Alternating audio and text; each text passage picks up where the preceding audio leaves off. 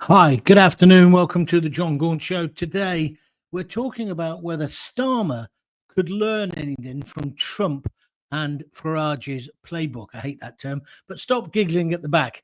Of course, he could learn something. The first thing he needs to learn is he's got to be proud of his country. He's got to put Britain first. That's what Donald Trump did. He wanted to make America great again. And people believe that. Now, to a lesser extent, that's really where Nigel Farage is coming from.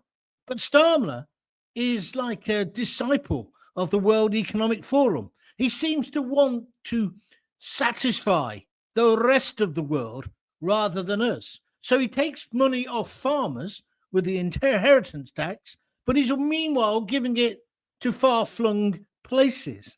Surely what he needs to do is what Trump's just done. He has cut foreign aid.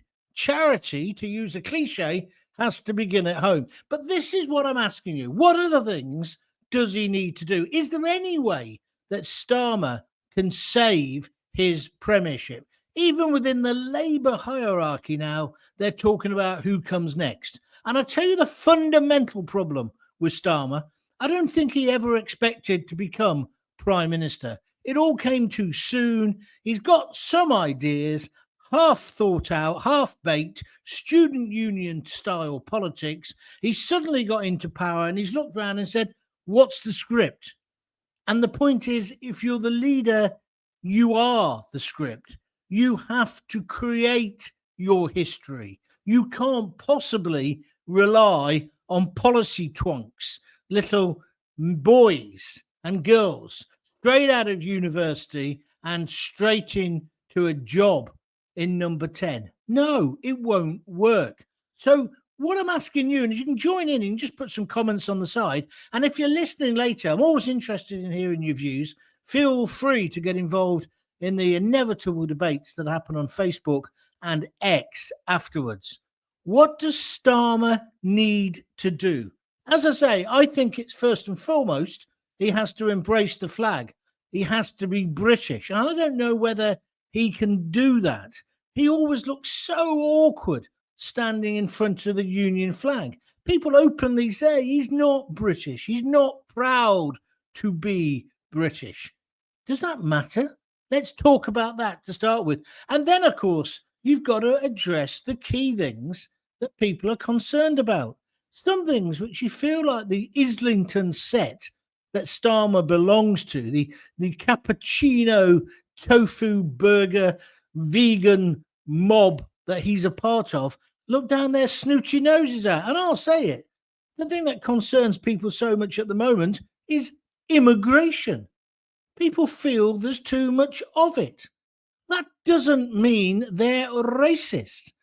They want well-controlled, managed immigration. Yes, there are some racists who don't want any immigration. They're morons. Of course we need immigrants, the best and the brightest. We even need people to do menial jobs. But you can't run an economy on the doors are open, in you come, or the doors are locked, still come in. That's the problem. He needs to be tough on immigration. He needs to have a policy. And like today, have you seen Pravda, the BBC? The propaganda arm of Starmer, they've arrested 4,000 people, evidently, since they've been in power, and they're deporting them. Well, that's a great headline. And they're going to show us videos later of people, they hope, being put on planes, because you know the problem before, people get put on the plane, then they have a tantrum and they get taken off the plane, so no one ever gets deported. That's certainly what happened with the Tories, but he has been deporting people. But when you go under the headline, these aren't the people arriving in the dinghies at Dover from Calais. These are students. These are overstayers. These are people who have got in, maybe from our former Commonwealth, you know, like Jamaica, and have got themselves involved in crime, have been in prison, often for very dangerous things like rape or murder, and are now being deported. There's a bit of smoke and mirrors going on here. What we really want, if you want to learn from the Donald Trump playbook, is he's just getting them and saying, no, over you go. You're illegal. You've come over our southern border. We're sending you straight back. and we don't give a SH1T what happens to you when you get there. It's a tough policy, even down to the idea of let's build the wall, which of course he's continuing with. That's the approach that would make Starmer more popular. But at the moment, he's got Yvette Cooper in charge of it, the woman who messed up completely on Southport. She couldn't crush a grape. She couldn't tear a tissue. How's she going to get on top of immigration? Answer, she's not. And of course, fundamentally, he's a human rights lawyer. So he doesn't really want people deported. He is concerned if they're homosexual or bisexual and Jamaicans don't like homosexuals, therefore they might get in trouble. Well, if they've been to our country, committed crime, I don't care what happens when they go back. I don't care whether it's a homophobic country or not. The bottom line is, don't break the law. Don't come to our country. Don't do it. Am I in a minority, or do you agree with me? So immigration is number one. And it's that, again, that is so inherently tied up with making America great again. But you see, the uber liberals, of which Starmer is one, he doesn't like that. He doesn't like that. He thinks that's racist. It isn't racist to put your own country and the people living here first. It is racist to say people who are black are not British. Of course it is. It doesn't matter about the color of the skin or the religion, as long as they're getting involved and being part of society. What matters is looking after the people who are paying their taxes. Do you agree? So that's one thing he's got to learn. He's getting really tough on that. Denise Deacon, I see Starmer took a HIV test, but the one he needs is a lie detector test. That's brilliant, Denise. Thank you very much. I'll nick that and use it on social media later. Anybody else want to comment? So I'm saying you've got to wrap yourself in the flag. You've got to be proud to be British or American, things that, of course, that Farage does as well as President Trump. And you've got to believe in the people of the country. I don't get the impression that Starmer believes in us or our country or signs up to what we all believe in, our values, our traditions, our culture. I think there's a lot of people in this Labour government who actually kind of despise the white working class. Now, people, don't get on your high horses. When I talk about the white working class, they've been ignored for too long. That was part of the playbook of Trump in the first election. If you go to the Rust Belt, and I traveled across the states, you can see where his voters came from. People who had been left behind in the economic success they'd had before that.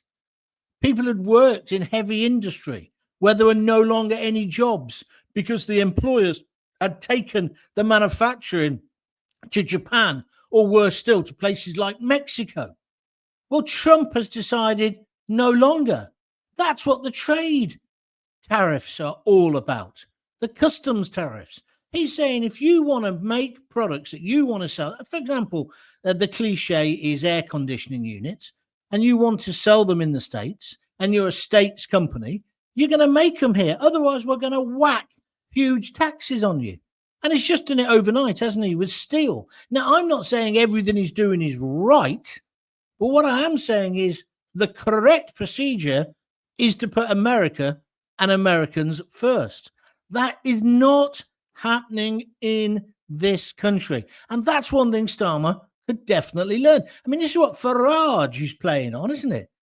The farmers are a great example. All those tractors in London today, they're moaning about the inheritance tax, which I've got a lot of sympathy for them, to be honest with you. But the bottom line is, even if you didn't, it would stick in your craw, wouldn't it, to know that he's given foreign aid to other countries for farming when he's actually screwing our own farmers. It's a bit like the winter fuel allowance. Fancy cutting that to 10 million pensioners who have all paid in, but is then going to give away, 17 billion of foreign aid. We can't afford it. We're in a recession. I know technically we're not, but we are. You've got to put British people first. That is not racist. I don't even think it's nationalist. I think it's plain common sense. So that's another lesson he could learn. John, good afternoon. I see Farage is now favourite to be the next Prime Minister. Yes, under a Conservative Party. Do you think this could happen? No. Why would Nigel Farage want to join in with the Conservatives? They're over. They're finished. It's dead. It's a deceased political party. It is the dead parrot of Monty Python sketch fame of politics. Farage isn't going to do that. Farage is going to try his hardest to get power for himself. I think what will actually happen is it'll be a hung parliament, but he'll hold the balance of power. I can't see him turning it completely and getting a majority, but who knows? If it did take 4 years, if Starmer does cling on that long, but you see, I don't think he will. So I don't think the question comes up, Steve. I think it's a good point you're making, but I wouldn't vote. If tomorrow they got Boris Johnson back and Nigel Farage, I would not vote Tory. I wouldn't. Now, after the last 14 years, they're the ones who got us in this mess. And they don't like our country either, or our people.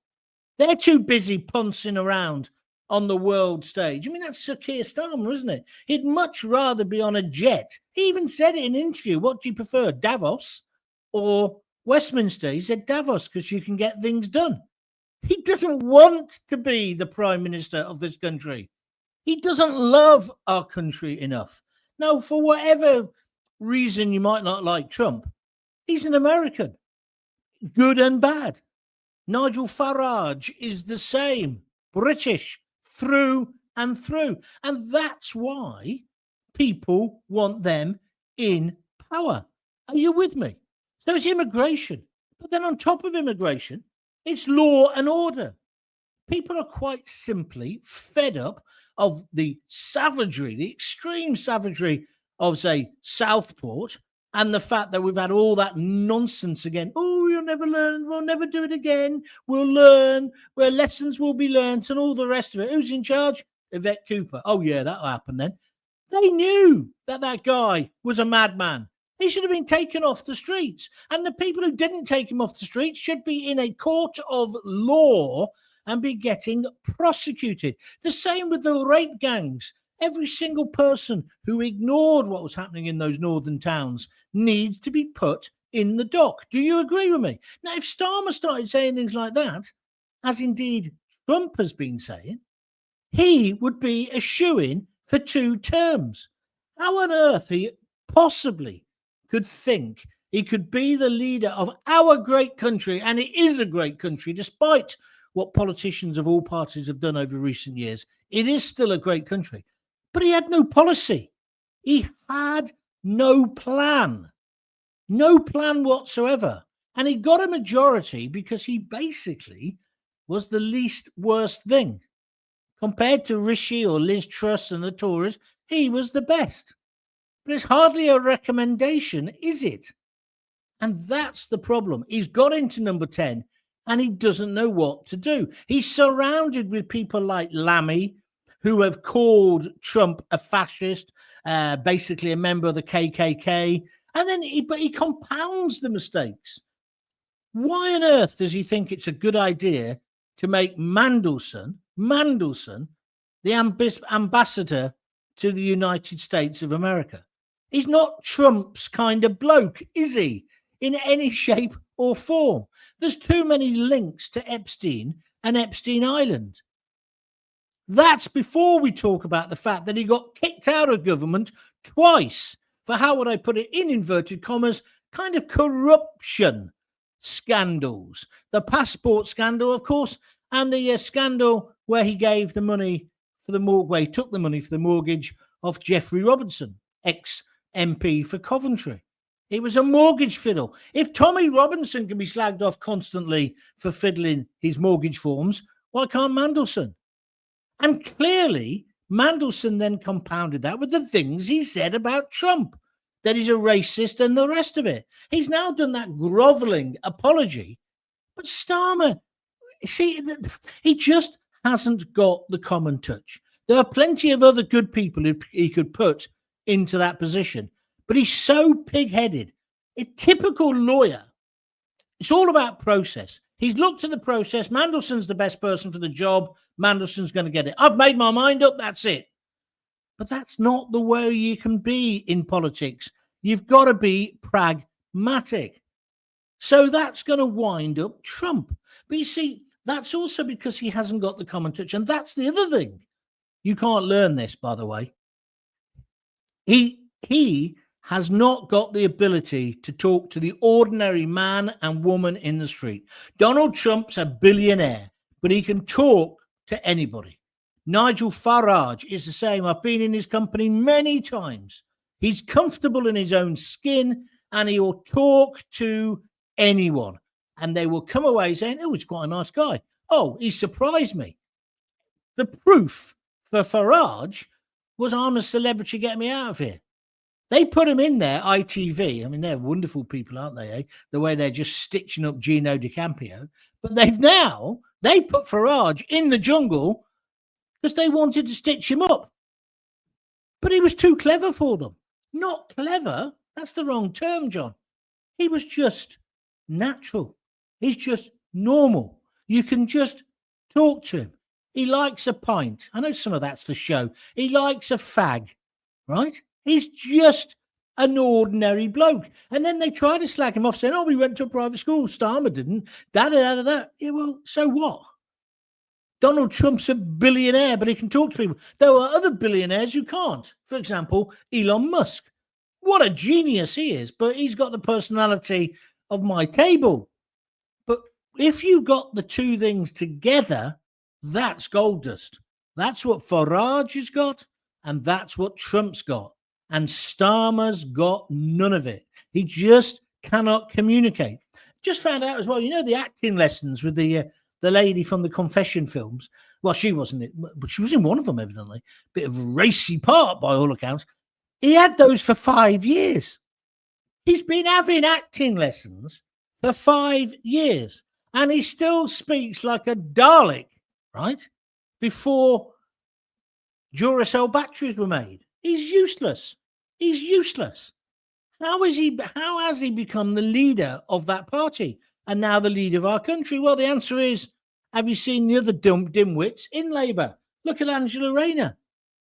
Look at her. Did you see her on the Sunday TV lying when they said to her, did you say that Keir Starmer couldn't run a bath, let alone a country? She lied.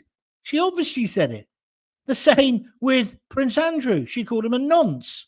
Well, I probably agree with her on that on one level, but she wouldn't admit it on that Laura Kuenssberg show. Do you want her to be the Prime Minister? Then you got Lammy.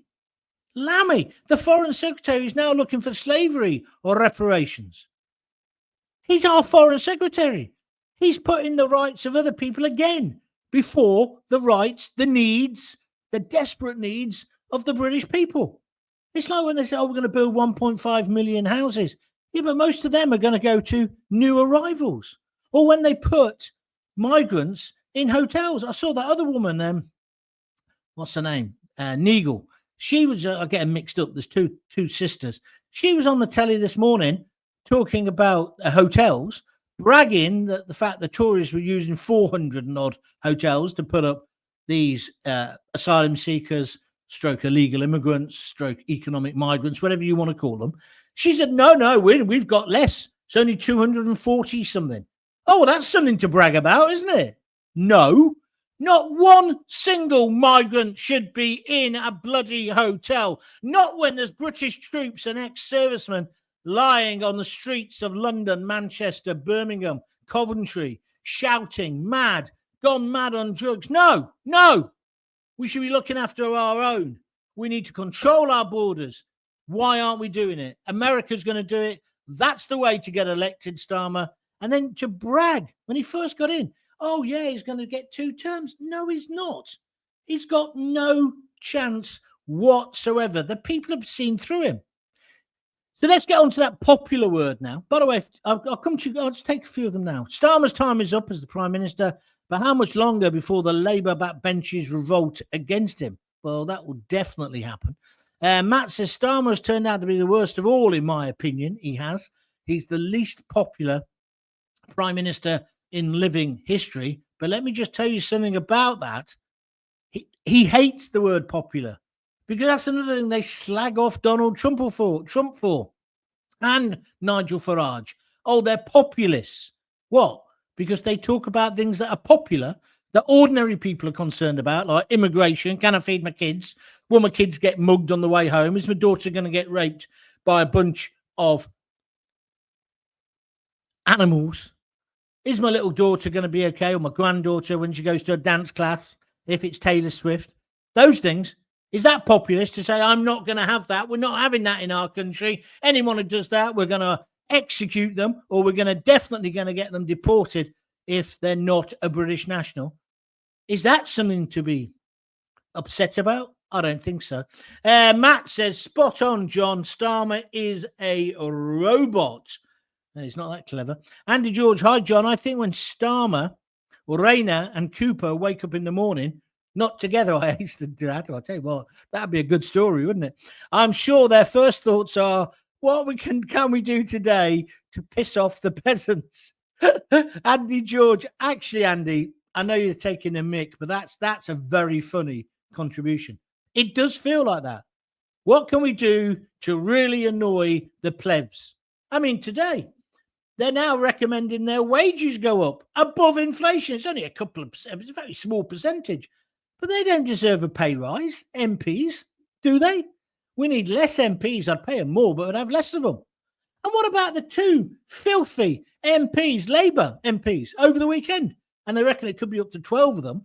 But two of them, who basically an old lady writes to one of them and says, no, I didn't vote for you, but now you're elected. Can you sort out when I'm going to get my dustbins emptied? And he basically replied, I'm laughing, but I shouldn't be, in this WhatsApp group, I don't really give a shit, love. You didn't vote for me, and hopefully you'll be dead by the time the dustbin men come. How can we have people in the Houses of Commons even joking about us, the plebs? So in a way, Andy George, that kind of goes into what you're saying. They wake up in the morning. How can we wind up the plebs? What can we do to really make them angry? I know what we'll do. We'll put the dustbin collections to 4 weekly. We'll take the mickey out of them in a WhatsApp group. They're just the plebs. They're just the plebs.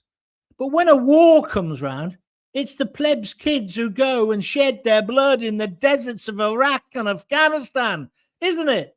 It's not Tony Blair's kids. You see, and that brings me round to the next thing I want to talk about. The way they go on about diversity, and they go on about that Britain was built by immigrants. Well, maybe. Certainly the Irish contributed to that, and the West Indians when they came and looked after our National Health Service, and indeed the first people from the Asian subcontinent, including Pakistan, who came as doctors in the 60s. They did. But Britain wasn't just built by immigrants. It was built by people who were already in this country and by the new people who came in who decided they wanted to be British. They wanted to be British more than anything. That's what built Britain. Our pride, our hard work, our passion.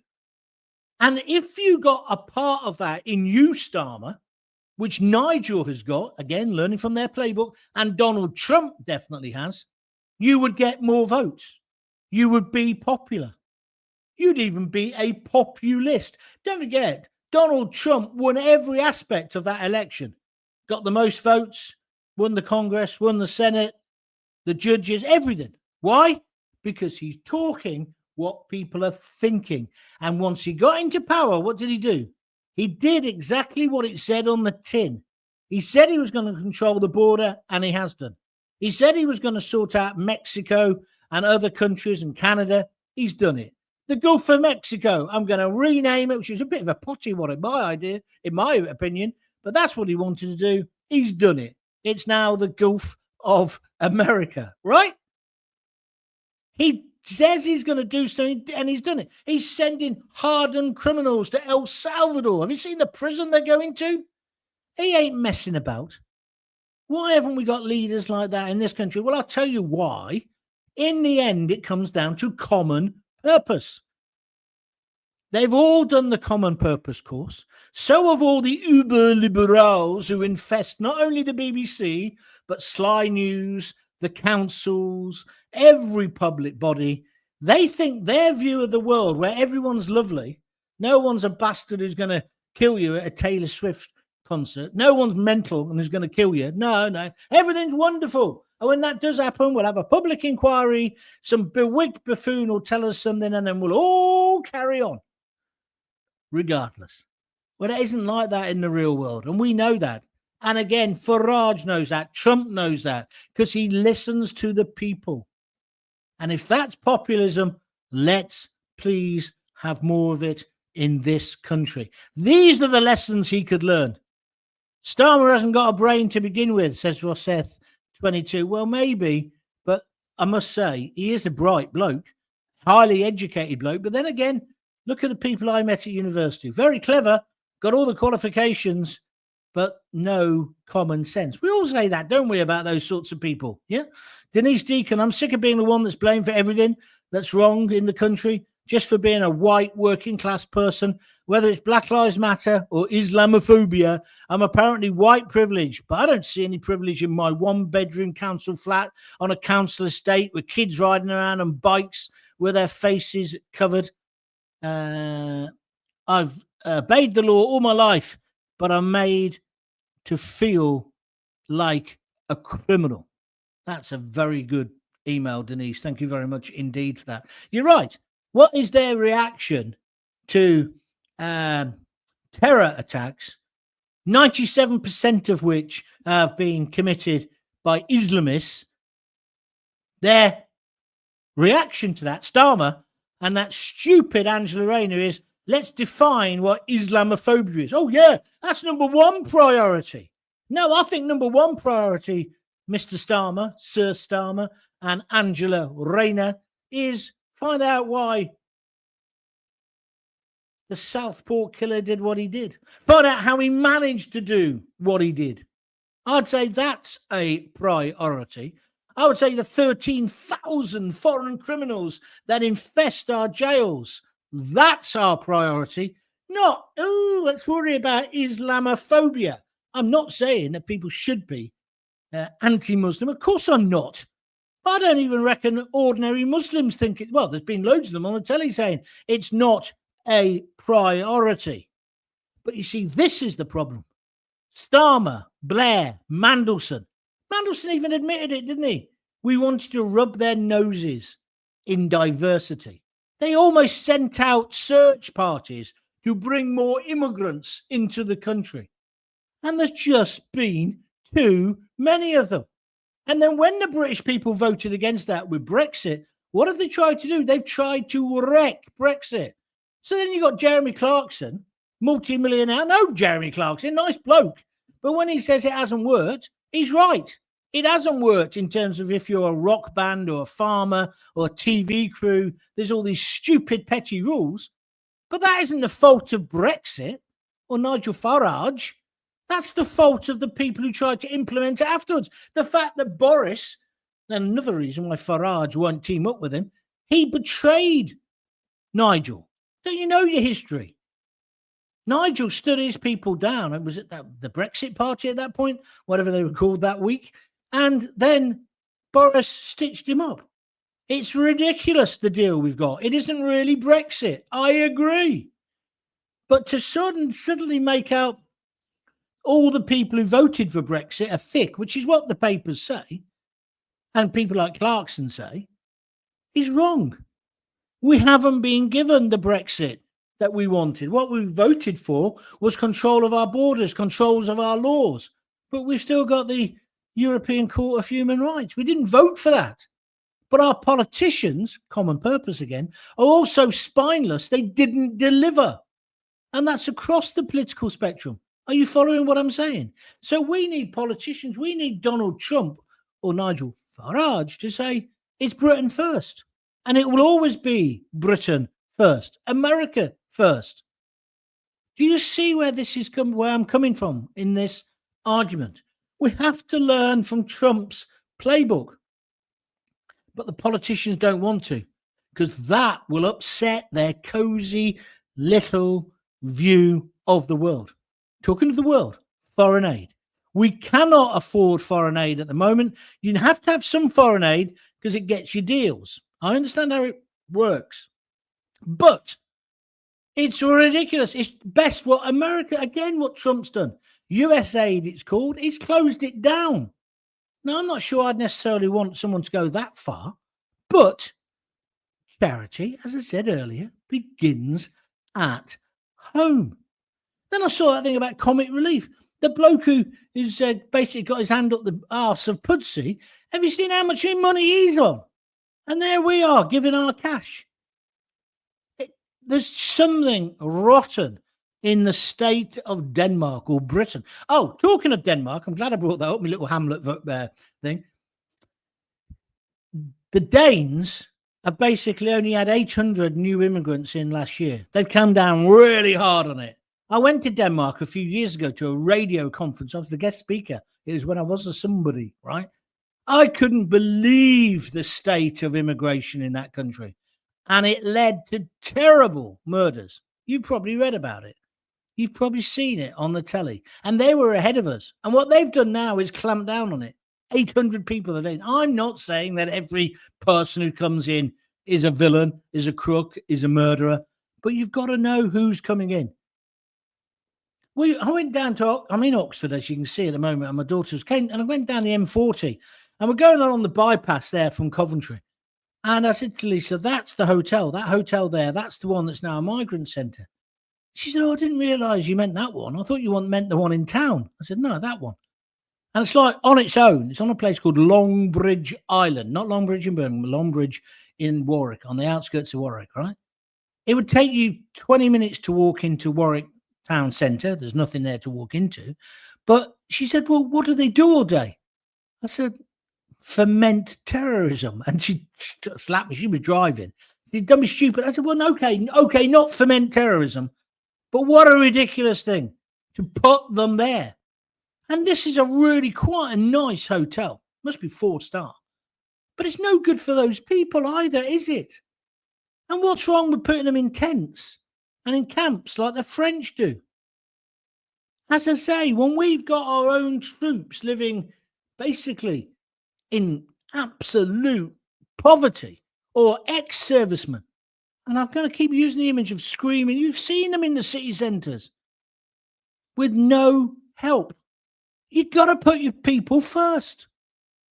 And that's not happening. So if you want to learn how to be popular, you've got to be populist, Sir Keir Starmer. Follow people like Trump. Follow people like Farage. But you see, there's this guy called Max Sweeney. You're probably hearing about him. He's a young bloke. He's only just started shaving. Ginger, so I would never trust him anyway. Oh, that's a joke. Oh, God, you're not allowed to make jokes about gingers now. But anyway, he's the bloke who's behind all this. They're coming out with these stupid ideas rather than saying, let's have a plan. Let's have a vision. We've had the 20-year plan for building, what was it last week? Airports. The new runway for Heathrow. It won't ever happen. It won't ever happen. Can we just get some jobs, British jobs for British workers? There's a start. How about that? And then at schools, how about getting some discipline back in there? We've seen good practice. Why don't we just get on and do it rather than all this poncing about? That's what people are revolting against. And this is why Farage will do very, very well at the next election. And if the council elections hadn't been cancelled, you couldn't make it up, could you? He would have wiped the floor in many areas of this country. I have never known the people of our nation to be so angry. Net zero, it's a lovely idea, but it has to be pragmatic. You can't go all electric, having Gary Newman singing for you. You've got to have the infrastructure in place. You don't close down steel mills and you don't close down coal plants if you haven't got an alternative. But you do, of course, if you're Ed Miliband. Bernie Winters, that dog Snorbits had more brains than him. How have we let somebody who can't even eat a bacon sandwich be in charge of our energy policy? And now he's being given a rollicking, so he's had to pretend he's all in favour of Heathrow when it's clearly not. They're a bunch of liars and charlatans and chancers. And the most depressing thing is the other party is just the same. That is just the same. So in the end, oh, that's the other thing he's done. He's cut the civil service madly, crazily, giving them all redundancy. Trump has. That's what we need to do. Most of them don't want to work anyway. They want to stay at home, work from home. Get to work, you lazy bastard. No. Have you seen what Dominic Cummings has been saying about the state of our political class? And it is because they're all the same. They're all common purpose disciples. I despair. I really do. So to answer my own question, what Starmer can learn from Trump and Farage's playbook? He could learn loads if he wasn't such an arrogant you-know-what. And if he changed direction. But he isn't going to do it. We're stuck with him. Or are we? I don't know. Because I don't know how much longer people will put up with this. Oh, there. I've just got some more comments come through. Here's one. We don't have borders anymore. People just rock up when they want. It's unbelievable. You're right. It's like going to a nightclub and the bouncer says, you're not on the list. You go, I don't give a shit. I'm coming in, and just barge your way in. You can't do that. Good afternoon, Gaunty. Please, could you give me a massive hit of nostalgia by saying, there's a wicket in a cricket? Let's get over to Jack Bannister. Yeah, go on then, mate. Do you think that's a nice thing to do, Phil? Because what I'm thinking now, see, Phil, for me, that's when I had money and a job and status and credibility. Here I am in my daughter's kitchen, and you're asking me to relive the highlights of my... I'm only pulling your leg. John, the Labour Party have sold the British public down the river, and now council tax is going to go through the roof for many people. It's just another kick in the teeth. Well, yeah, Steve, but it's not just Labour. The Tories are just as bad. They're just as bad. Mickey B says, hello, fellow patriots. Let's take our country back. Oh, I'm really sorry. There's been something wrong with my computer because all of your points are coming up. I'm gonna put a few of them out for you. So wait a minute. What's that? Starmer's intent on hammering in the final nails in the coffin of our once great nation. Try not to swear in your comments if you can, Phil. He says it makes his urine boil that we send all this money away. I'm folding my business in April because I can't afford the national insurance hike.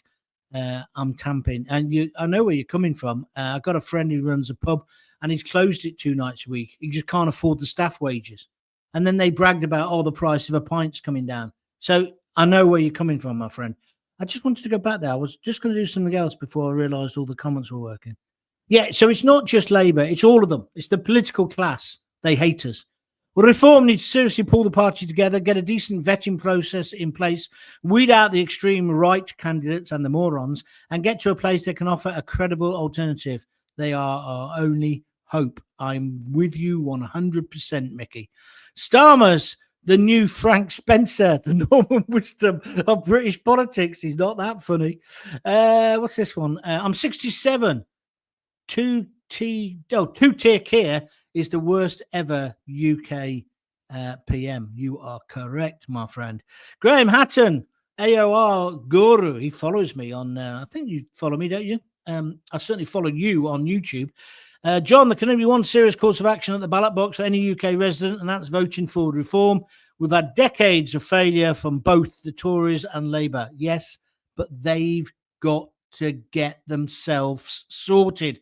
Phil's laughing about me saying, hang on, there's a wicket in the cricket. Jack Bannister, he's passed away. What a lovely man. I met one of his friends a few months ago. I went to a charity do. I can't remember. It was a cricket do, but anyway. Nice one. Cheers, Gaunchy. I used to have money too. Ha, ha, ha, ha. Yeah.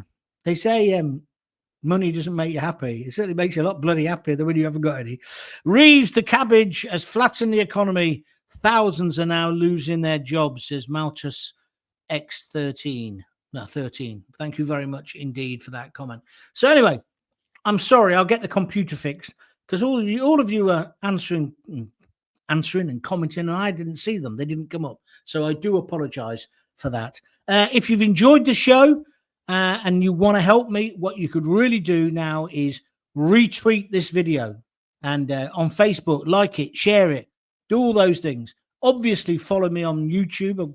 I've had thousands of people beginning to subscribe to me. That's brilliant if you can do that as well. Please do that.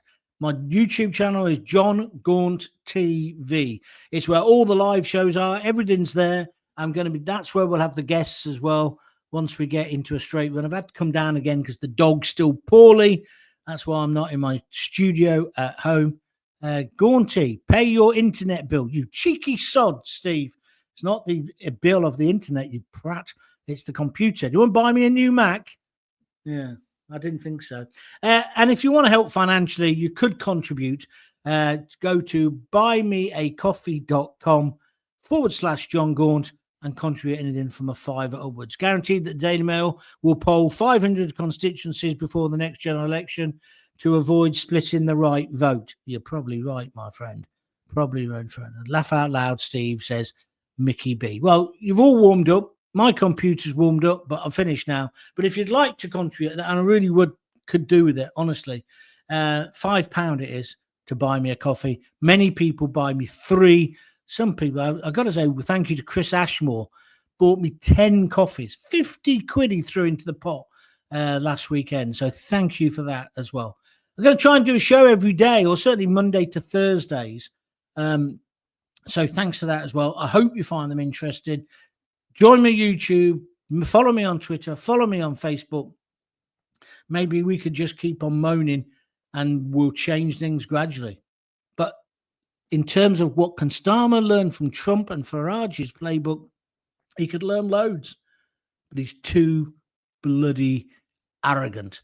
Thanks for joining me. If you've got kids, give them a kiss, give them a hug, and don't forget to tell them you love them. Oh, hang on a minute. There's a wicket in the cricket. Here's Jack Bannister. See ya. Oh, dear.